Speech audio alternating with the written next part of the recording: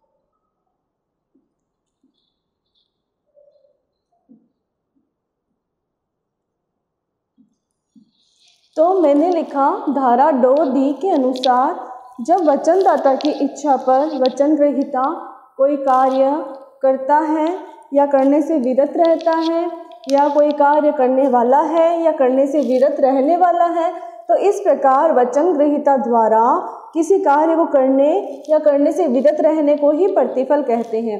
अब किसी कार्य को करने और करने से विरत रहना, विरत मतलब कि किसी कार्य को नहीं करना वचनदाता की इच्छा अनुसार।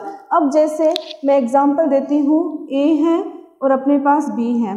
ए ने बी के पास प्रस्ताव किया कि तुम मेरी 5 लाख रुपए की कार खरीद लो। बी ने बोला ठीक है, मैं खरीद लूँगा।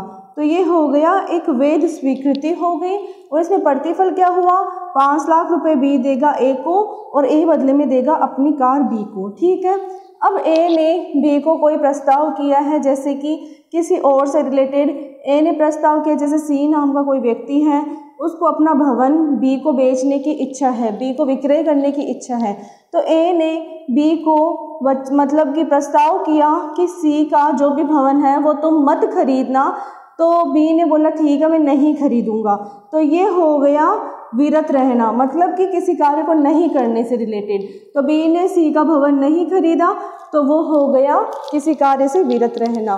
तो इस प्रकार धारा 2D के अनुसार जब वचनदाता की इच्छा पर वचन ग्रहीता या किसी अन्य व्यक्ति ने कोई कार्य किया है या विरत रहा है या कोई कार्य करता है या करने से विरत रहता है या कोई कार्य को करने या करने से विरत रहने का वचन देता है, तो ऐसा कार्य या उस कार्य से विरति या उसका वचन उस वचन का प्रतिफल कहलाता है। तो संक्षेप में वचनदाता के वचन के बदले वचनदाता की इच्छा अनुरूप वचन ग्रहीता द्वारा कोई कार्य किया या नहीं किया जाता है तो वह वचनदाता के वचन का प्रतिफल होता है, चाहे उस कार्य या वचन का संबंध भूत, वर्तमान या भविष्य किसी भी काल से क्यों न हो। अब आगे हम पढ़ेंगे प्रतिफल के आवश्यक लक्षण।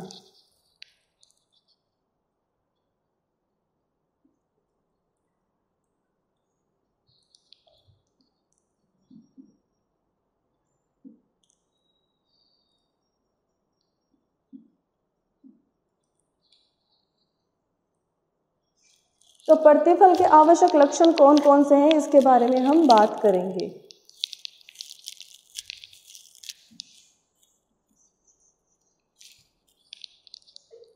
तो सबसे पहले हैं प्रतिफल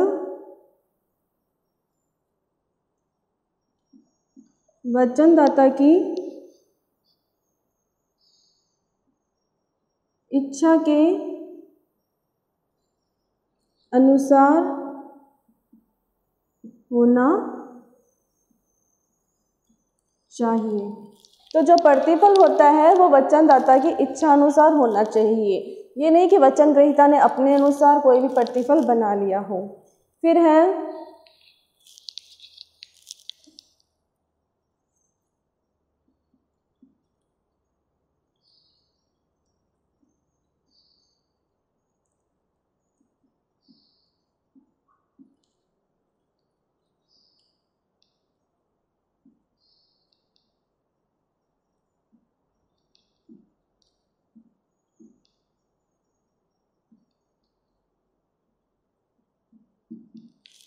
फिर दूसरा पॉइंट है प्रतिफल से वचनदाता को लाभ हो, यह आवश्यक नहीं है, हो सकता है बिना लाभ के भी प्रतिफल हो जाए।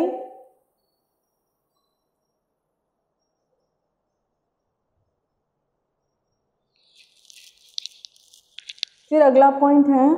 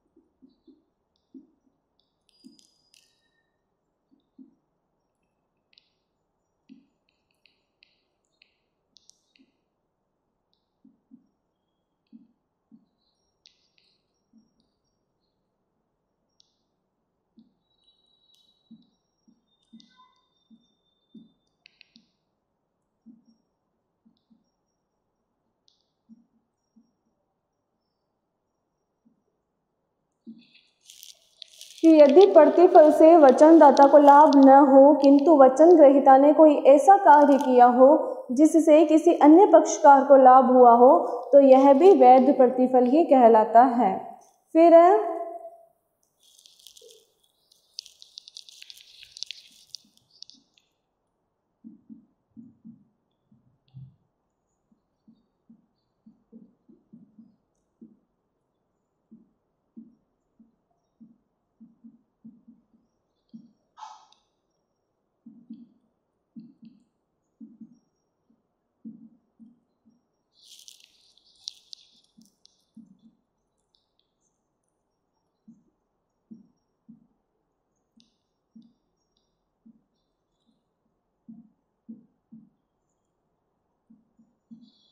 प्रतिफल सकारात्मक या नकारात्मक दोनों में से किसी भी प्रकार का हो सकता है।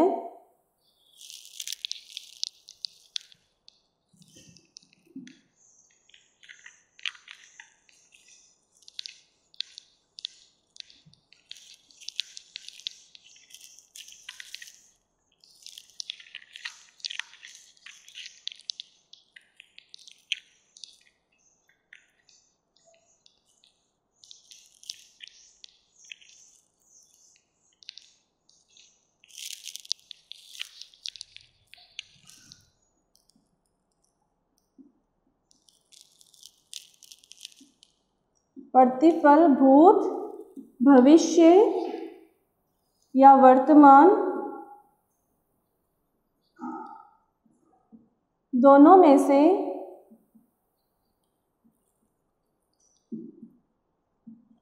किसी भी प्रकार का हो सकता है। तो प्रतिफल भूत, भविष्य या वर्तमान दोनों में से किसी भी प्रकार का हो सकता है।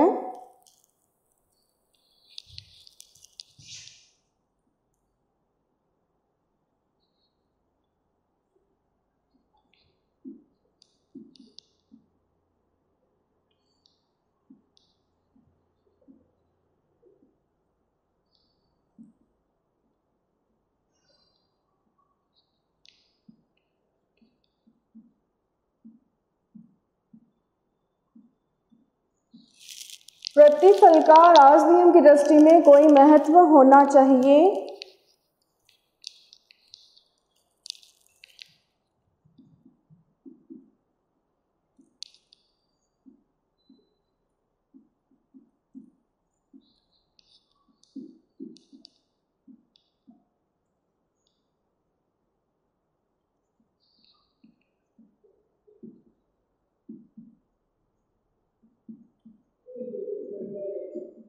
प्रतिफल वचनदाता के विद्यमान मूल्य से अधिक होना चाहिए। प्रतिफल हमेशा वैध होना चाहिए।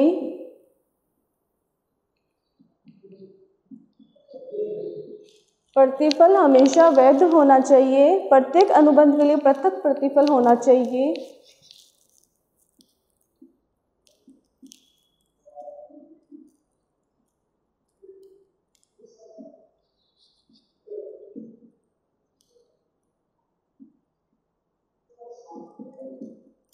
पृथक प्रतिफल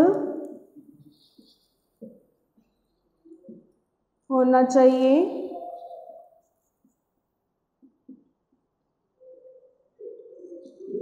प्रतिफल निश्चित होना चाहिए।